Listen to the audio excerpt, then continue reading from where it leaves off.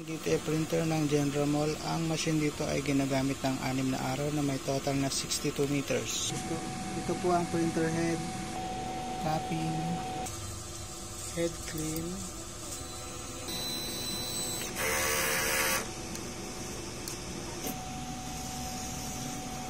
nozzle check,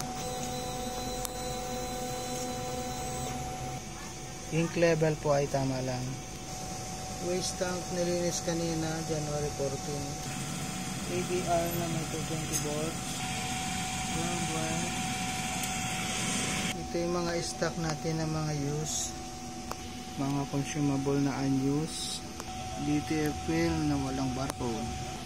Yung stock po namin ngayon ay sakto lang.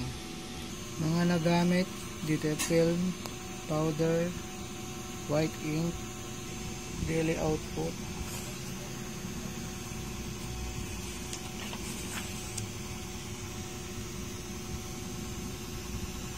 Maintenance checklist, consumable printout.